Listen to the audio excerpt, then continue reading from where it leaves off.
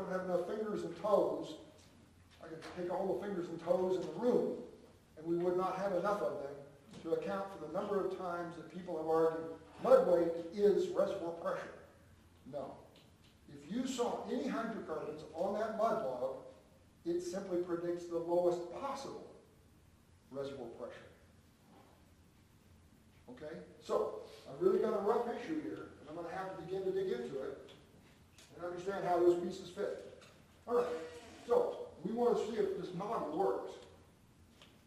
The cases I wanted to look at. Back when I was with Gulf Research, I built a thing. Some of you have probably taken a numerical simulation class at this point. In your numerical simulation class, most likely you focused entirely on finite difference methods.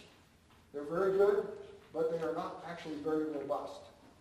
A gentleman by the name of Dr. Harvey Price, who's passed away actually about 2 weeks ago, Harvey beat up on Jim Crafton until he got smart enough to do finite element techniques. And if you've looked at it, you're familiar, at least in passing way, with finite element methods.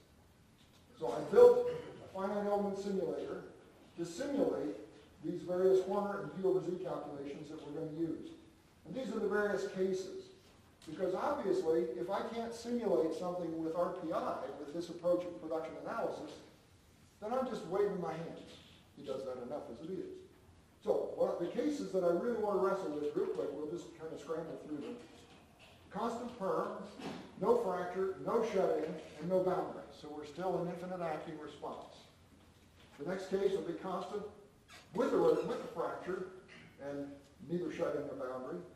Then fracture and shut-in, and no boundary. Then I'm going to damage the fracture during that shut-in. Then I want to look especially at the anisotropic case. Sad news is this room does not have a good example of anisotropy, except for your speaker. Our speaker is anisotropic. He's also heterogeneous. I didn't say anything, never mind. Right. Most rooms have a really good example of anisotropy, and this one doesn't have one. It's a whole building. That's a new building. Darn it. That's a bummer. I don't see a single example. Right. Not even my shirt. Excuse me while I see if I've forgotten your name. Could you stand up? Yeah, please. Kyle, I'm sorry. Look at his shirt. His shirt is a classic example of anisotropy. Now, he's a nice guy. That has nothing to do with his personality, all right? Thank you. His shirt is an excellent example. I see another one back under, similar nature. What is it about his shirt? It's not the black and the white. It's not the colors. What is the nature of his shirt that makes it anisotropic? Ooh, that's a big new one. So in the second row from the back there has an anisotropic shirt also. What is it? There, I see another one, the blue shirt there. Is that anisotropic? Yeah. What is it about those patterns that make, there's another one, the green one. Now that I see an article, they're everywhere. What was that bad joke? What is it about that pattern that makes it anisotropic? Well, my shirt, the ceiling, the floor, the walls in here are isotropic. They are isotropic because they do not have a bias to them. They do not have a directionality. All right? I got to tell you, when I was teaching reservoir engineering back in the day, I never engaged the concept of directionality. And I have become adamantly convinced that that's perhaps one of the most important ideas in reservoir engineering. There is not a single reservoir anywhere in the world that is isotropic. Jeez, yucky. An unbiased system has no, and look at the wall, look at the floor, look at the carpet, look at my shirt. It does not have a directionality to it. Okay, most of your shirts and what have you don't. Some of them are heterogeneous. Your shirt's heterogeneous, but it does not have directionality. Your shirt is homogeneous, but it has a directionality to it because of the stripes. His shirt back there with the stripes has a directionality to it. Your shirt with the green has a directionality to it. Why is that important? Well, it's crucial because if and I can tell you a specific example, up in Piance, western Colorado, Garfield County to be specific, there are two wells that are almost 3 miles apart in one direction, and they're talking to each other. You can increase the rate on this one, and in about a week, this one will respond. 2.5 miles apart. 660 offset this direction, 90 degrees from it. These two wells never have yet, and these wells are about 10 years old now. These two wells have not seen each other yet. A 660 this way, no response whatsoever. 2.5 miles this way, and they respond to each other in about 2 weeks. Well, if that ain't directionality, I don't know what it is. Anisotropic character. That's a physical example in our reservoir systems of anisotropic character. So that's why I put this as one of my test cases. Because if you go read our literature, you go read the petroleum engineering literature, the literature claims that we cannot evaluate that. Well, my gosh, if I've got an example, and I can cite dozens of others, but here's one specific one, 2.5 miles this way and 660 feet this way. This is a very important issue. Because I can tell you with confidence, I don't know whether any of you have worked in Kuwait or not, I had the privilege and obligation and responsibility to do so.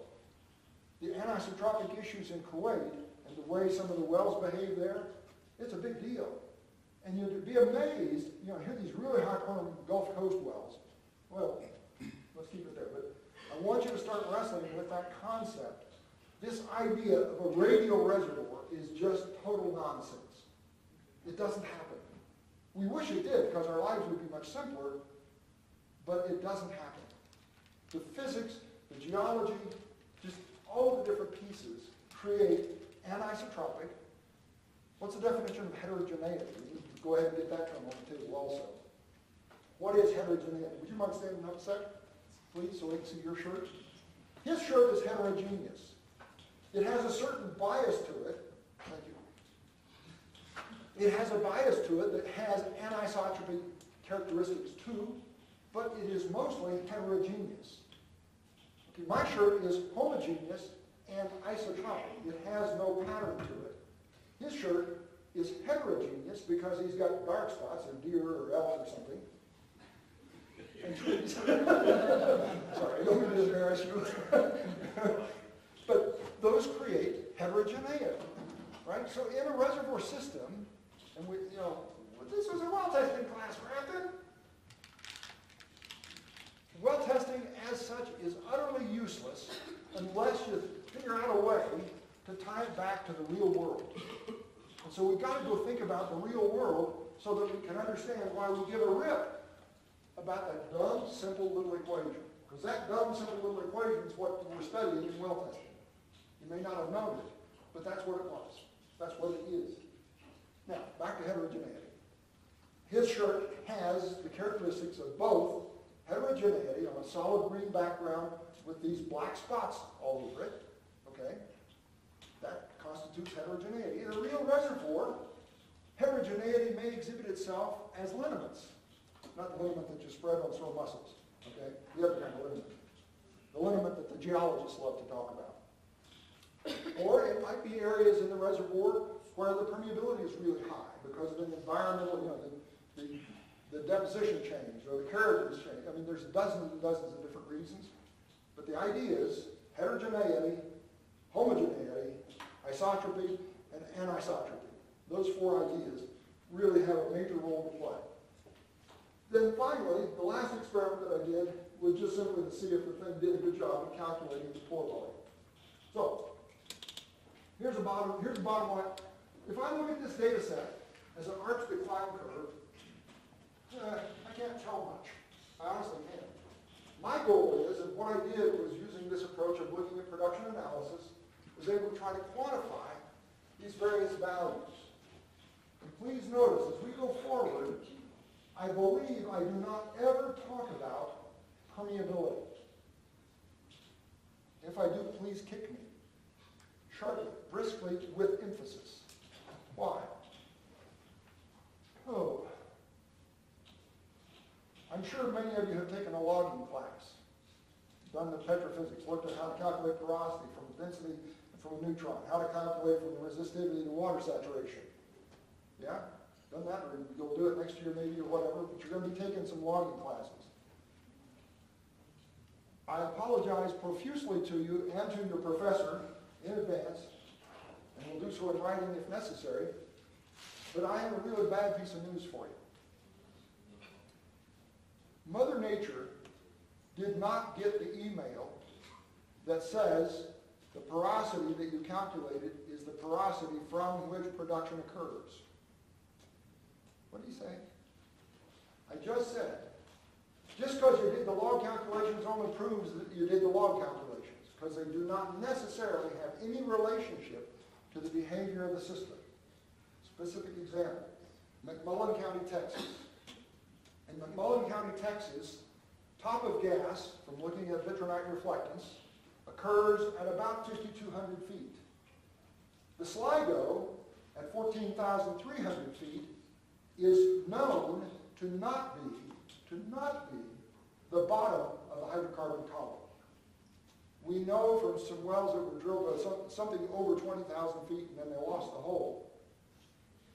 We know that there is gas at least to 19,000 feet. Good land. Think about that. We have a gas column from at least 19,000 feet up to 5,000 feet from surface. If I did the math right, that's 14,000 feet of vertical column that is gas saturated.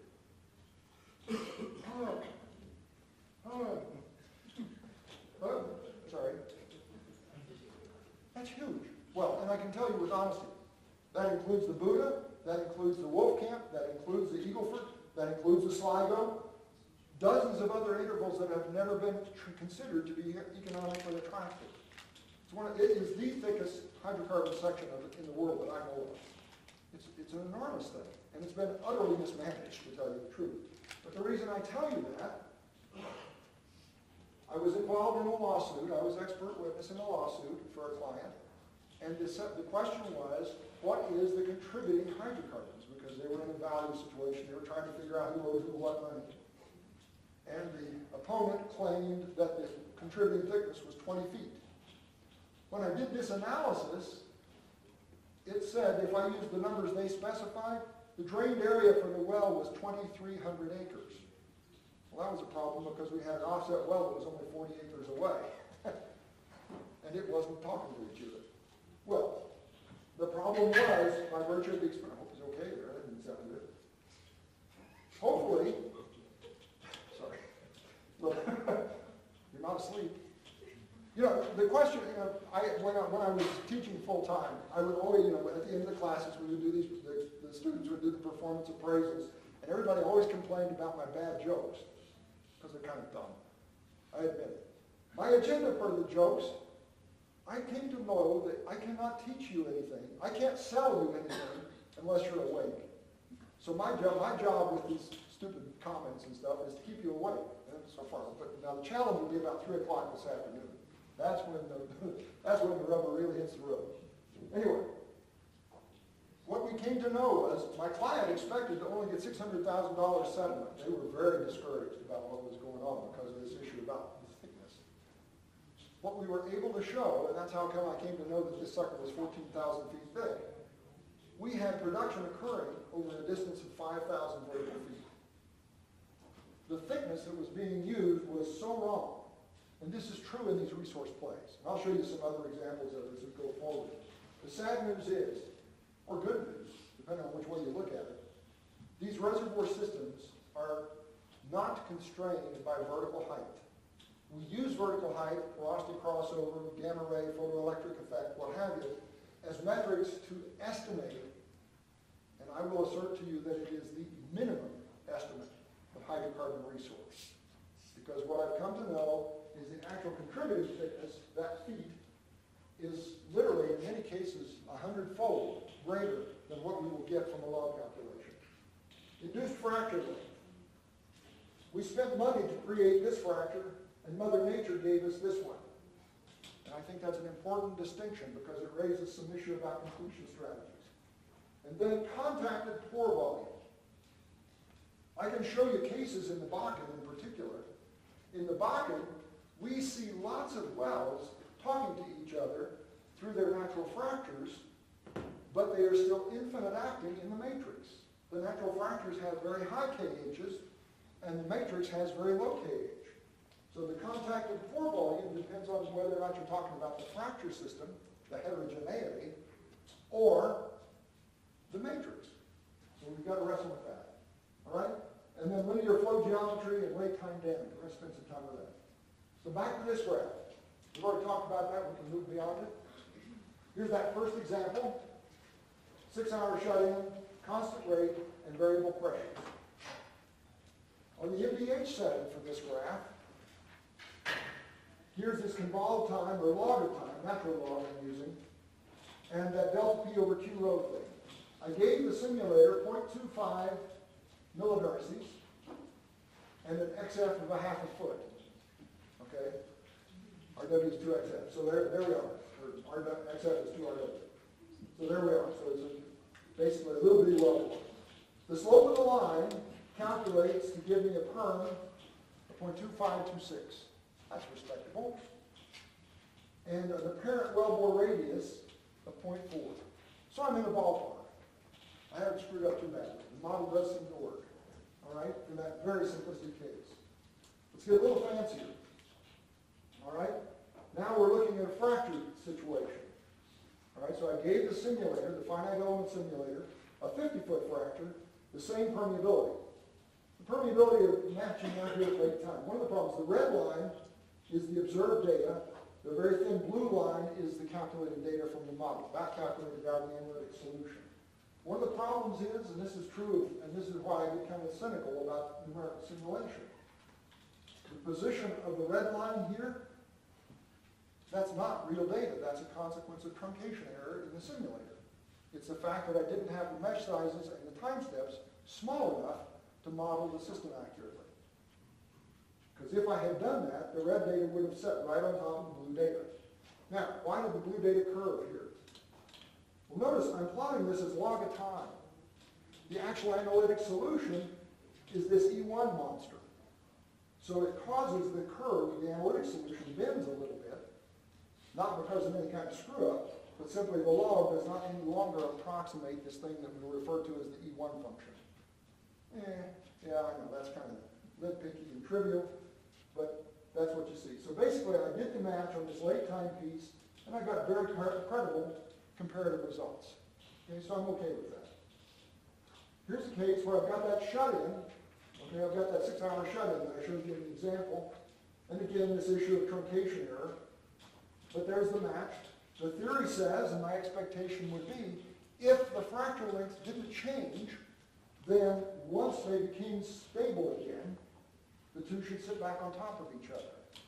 One of the things that I have come to believe is a really important piece of this, because I'm looking at production data, I'm not going to invest the effort to look at the shut-in part. Right? If I looked at the shut-in part, you'd actually see a line that went from the red end to this, wandering back across here and ties to the end of this, as the well recuperates. And so it produced, got shut in, and in effect, I know this is kind of a lousy analogy, but it's at least a way to kind of think about it. It produced, got shut in, and it recuperates. So effectively, it backs up in time. That's kind of a crude way to think about it, but that's really what superposition is. That's what Duhamel introduced when he introduced the original idea of these transients. All right? So, the event of starting the production created the transient. It's now moving. And a really good analogy in my head, and the reason is I told you my story about having been a pumper when I was 8 years old. Well, down at the pump house, there was a big pond where a big oil tank used to be, in fact. And this pond had some really nice goldfish, and bluegill and what have you. So I go down and fish. When I get bored, because I never could catch the darn things, I get busy throwing rocks in the pond. Well, gosh darn. And the wave goes out. That's a transient. That is a classic transient. That is exactly what we get so nuts about when we talk about transient analysis. That pressure wave goes out, infinite acting, it doesn't know how big the pond is. Out, out, out. The wave finally hits the side of the pond. That wave has just now gone into boundary-dominated or pseudo-steady state. Oh, son of a gun. Ah, that's neat. Okay. Throw another rock before it hits the side, and now I have two waves going out. The system has two transients in it. Now, suppose I was really good, I mean really good, and I threw the rock out into the pond, and I had this really cool way I could reach out and pull the rock back out. Now, I don't know how to do it, but just for the, I mean, that's the fun about doing mental games, right? Pull that rock back out. And suddenly I'm doing a shut-in, right? But it creates a new transient in the system, doesn't it? That transient passes through the same part of the system as the other one did, every time, over and over and over. So the beauty of it is, I get to look at the system every time I create a new transient in the system. If the system has not changed, remember my thesis early on, our first conversation this morning, about systems never stay constant. Remember that? Here is where you get to find out. Because I've got a new transient moving through that same chunk of rock, same set of fluids. Ooh, maybe the fluids are not the same. For example, consider, and this is a piece of work that Hassan Kazemi did up in Yates Field, over in Yates Field, I guess I should say. I think it's that way. My sense is that's east. I'm not sure that's right. Yates is east of here. What they were doing was using pressure transient analysis to look at the movement of the flood, the water flood that they were conducting. And that's what got me to thinking about, hey, look at here.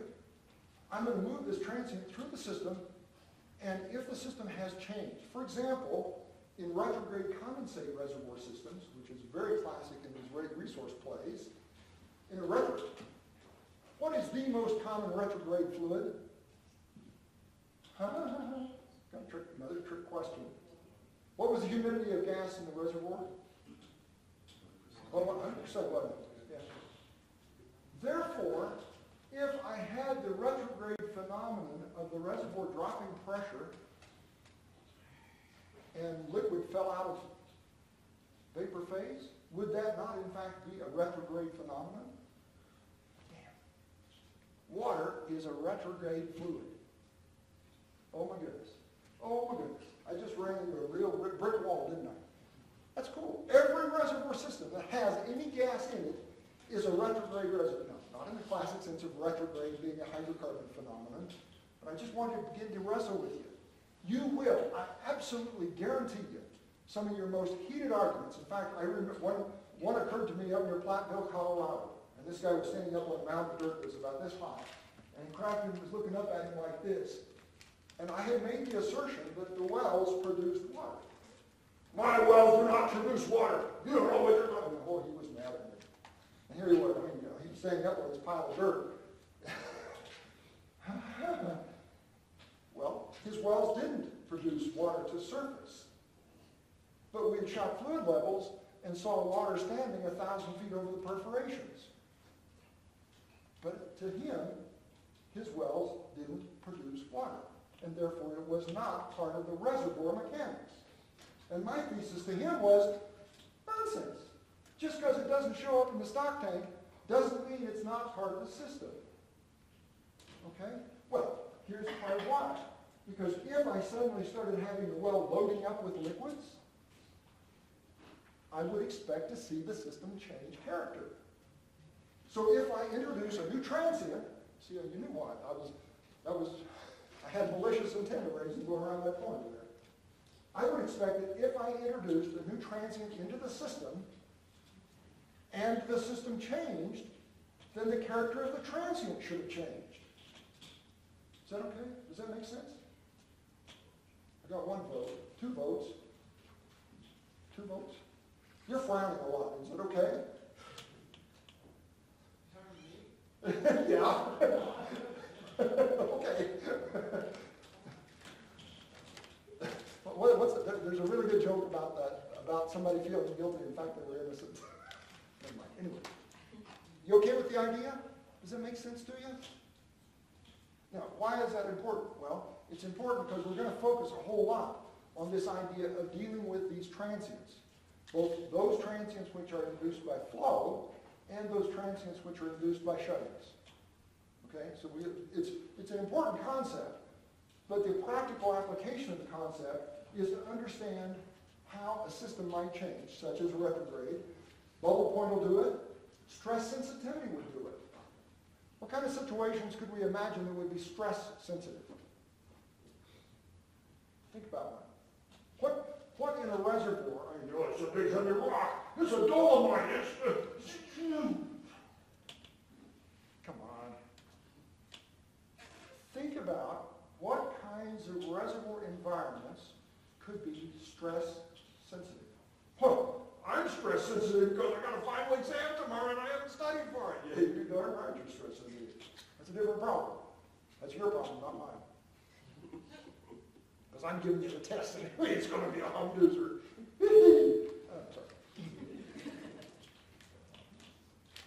What kind of reservoir situations could be stress sensitive? Well, one real easy one.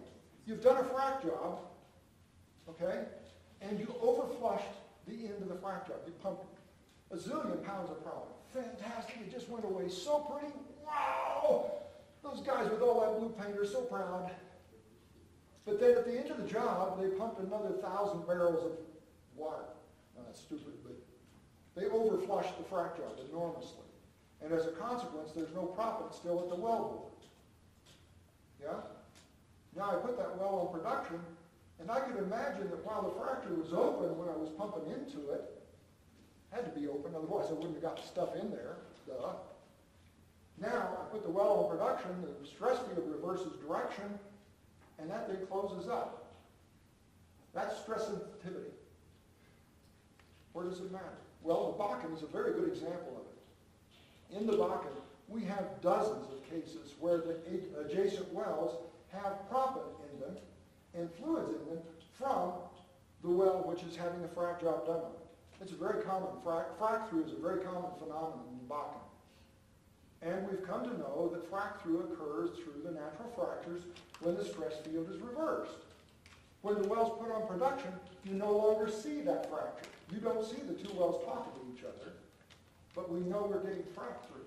Well, there is classic stress sensitivity.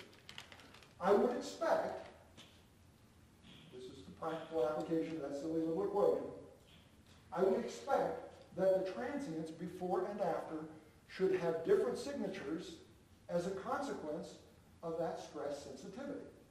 You see? Does that make some sense?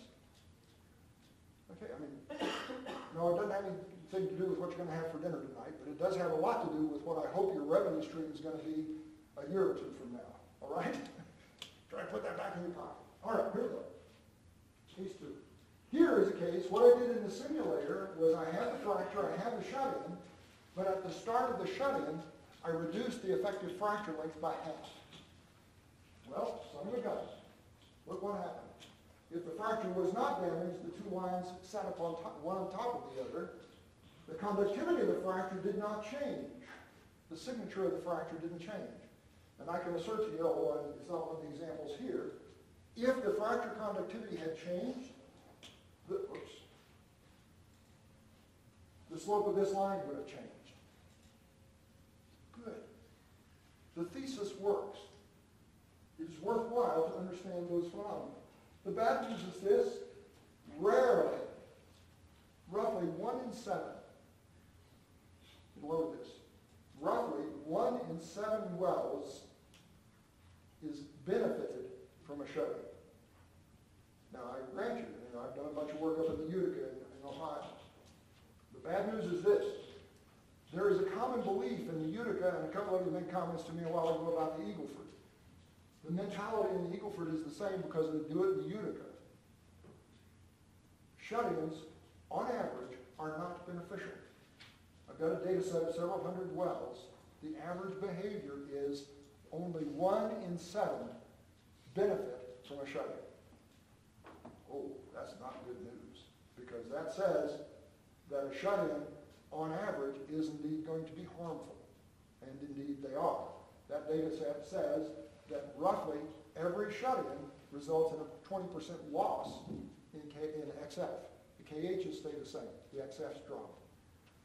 That water model. Anyway, that's why I want to look at this signature. But here, I see a shift, and that shift, when I calculate the two, matches very well, post and pre and post. So I've got numbers that are credible in the performance of the two. All right? The anisotropy case.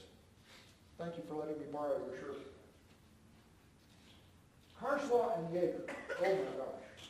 Yeah, well, you go read the literature, go hit one petro, and look at this question of anisotropy, linear flow. Let's think about that just a second. We need to wrestle with that idea. We're going to spend a bunch of time wrestling with the concept of linear flow.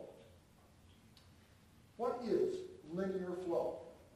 Well, our general model, that model right there, this nice little simple straight line we've been wrestling with, makes the assumption that flow is that which is similar to, and operative word is similar to the flow that would look like the spokes of a bicycle wheel, okay, or a wagon wheel, coming in radially. And we've already established that that is not the physics that most reservoir systems exhibit. Agreed? Okay with that? Because of the anisotropy of the system. So, it is not necessarily true that these systems are circular. It is more likely that they are ellipsoidal. All right? They are nice ovals. They're nice ellipses. Oh, man. That means, oops, sorry. That means that they are more likely anisotropic